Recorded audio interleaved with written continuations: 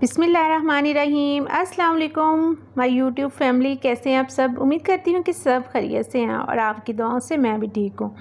तो आज मैं आपसे एक ऐसी रेसिपी शेयर करने वाली हूँ मिठाई की, जो कि बहुत ही मज़े की और बहुत ही टेस्टी बनती है।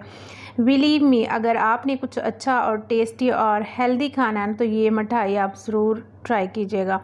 बिल्कुल नई रेसिपी है, बहुत ही मज़े की और बहुत ही शानदार बनती है। बिल्कुल इसका टेक्सचर आपको मुल्तानी सोन हलवे जैसा लगेगा और बनाना बहुत ही आसान है। सिर्फ 10 मिनट में आप इसको बनाकर तैयार कर सकते हैं। तो आइए बनाना स्टार्ट करते हैं। बिस्मिल्लाहिर्रहमानिर्रहीम। अब आप एक कढ़ाई ले लेंगे और इसमें मैंने शामिल कर दिया है तकरीबन 1/4 कप देसी घी। आप नाशपाती घी भी यूज़ कर सकते हैं, लेकिन आपने इसमें ऑयल यूज़ नहीं करना। और उसके साथ मैंने 1 कप जो है ना वो चावल ले लिए, जिनको मैंने अच्छी तरह वॉश करके सुखा लिया था।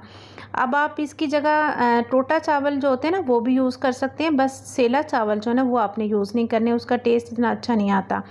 तो इस तरह आपने उनको फ्राई करना है इस घी में। इतना आपने फ्राई करना है कि ये थोड़े से लाइट गोल्डन से कलर के हो जाएं। बहुत ओवर फ्राई नहीं करना कि ये काफ़ी डार्क हो जाएं, उससे बहुत कड़वा सा टेस्ट आएगा। तो इस आपकी रेसिपी जो है ना ख़राब हो सकती है। बस इसको 4 से 5 मिनट लगेंगे मैक्सिमम फ्राई करने में। तो ये चावल जो हमारे अच्छे से फ्राई हो गए हैं, अब इनका घी जो है सेपरेट कर लेंगे, जिसका हमें इस्तेमाल बाद में करेंगे। अब आपने एक मिक्सी जार ले लेना है और ये चावल थोड़े से ठंडे हो गए हैं। बिल्कुल इसको ठंडा नहीं करना आपने, अब इनको ना ग्राइंड कर लेना। और इसके साथ एक और चीज़ हम शामिल करेंगे, 1/4 कप जो है ना आपने सफ़ेद तिल ले लेने हैं। ये ज़रूर ऐड कीजिएगा, इससे बहुत ही इसका ना अच्छा फ्लेवर आता है इस मिठाई में। तो इसके साथ मैंने ये तिल भी पीस लिए हैं। ये सूजी से थोड़ा सा मोटा मैंने ये इसका टेक्सचर आपने रखना है, बहुत फाइन पाउडर नहीं आपने बनाना। अब आपने ले लेना है कोई मोल्ड जिसमें आपने ये मिठाई सेट करनी है, उसमें आप ऑयल से इसको ग्रीस कर लें। और अगर आपके पास बटर पेपर हो तो वो भी लगा लें, ना हो तो उसके बगैर भी ये मिठाई निकल जाती है इजीली। तो अब आपने 1 कप चीनी ले लेनी है, जिससे आपने चावल लिए और इसको आपने अच्छी तरह कैरमलाइज़ कर लेना है। इसको कैरमलाइज़ करने में तकरीबन 4 से 5 मिनट लगेंगे। बस आपने फ्लेम जो है ना वो लो रखनी है और इस तरह इसको चम्मच हिलाते हुए वक्फे वक्फे से आपने चला लेना है, ताकि नीचे से डार्क कलर ना बहुत ज़्यादा हो जाए। तो इस तरह मुझे थोड़ा सा टाइम लगा था इसको कैरमलाइज़ करने में, और इससे कैरमलाइज़ करके ना बहुत ही मज़े की मिठाई बनती है। बिलीव मी, इसका टेक्सचर, इसका कलर और इसका टेस्ट सभी जो है ना चेंज हो जाते हैं, सिर्फ ये चीनी को अगर आप कैरमलाइज़ करके ना ऐड करते हैं तो। अब आपने इसके अंदर वो जो पाउडर हमने बनाया था ना चावलों का और तिल का, वो आपने इसमें शामिल कर देना। इनको आपने फ्राई नहीं करना। अब इसी स्टेज पे मैंने इसके अंदर जो घी बचा था ना, जो मैंने इसमें से स्टेन किया था वो ऐड किया था, वो थोड़ा सा स्किप हो गया, आपने वो इसके अंदर शामिल कर देना। अब आपने इसको फ्राई नहीं करना, बस अच्छी तरह मिक्स हो जाए। तो यहाँ पे हम एक इसमें चीज़ डालेंगे, यानी कि नारियल का बुरादा।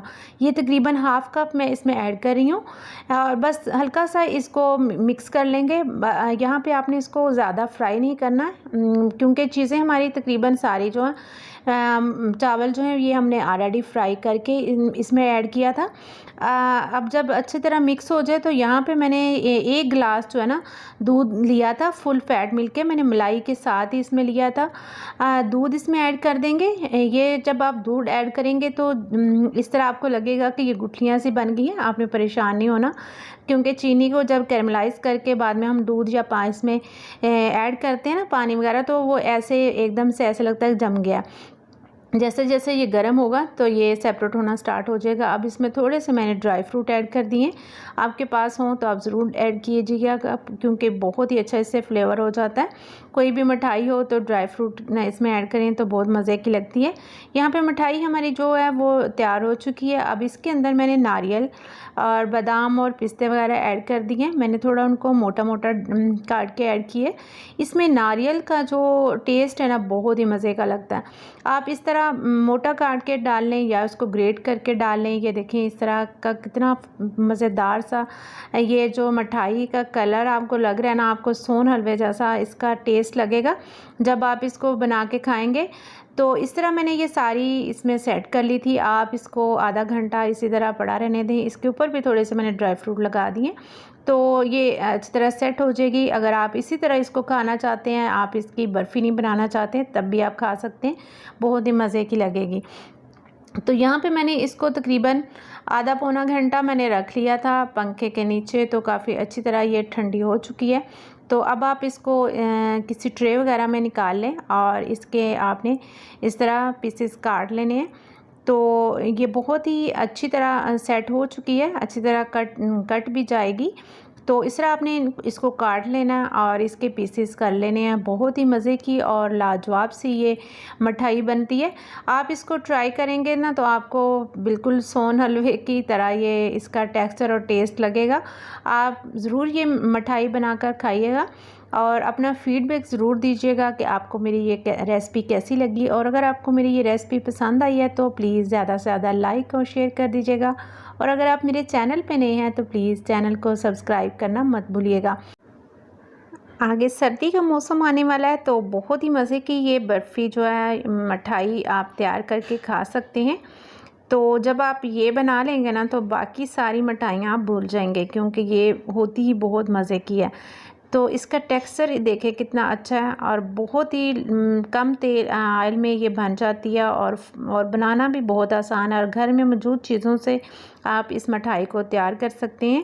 اور آپ نے یہ اگر پہلے کبھی ٹرائی نہیں کی تو ضرور ٹرائی کیجیے گا اور اپنا فیڈ بیک ضرور دیجیے گا کہ آپ کی مٹھائی کیسی بنی. تو ملتے ہیں نیکسٹ ویڈیو میں کسی اچھی سی ریسپی کے ساتھ. تب تک کے لیے اللہ حافظ اور مجھے اپنی دعاؤں میں یاد رکھیے گا اور اپنا ڈھیر سارا خیال رکھیے گا.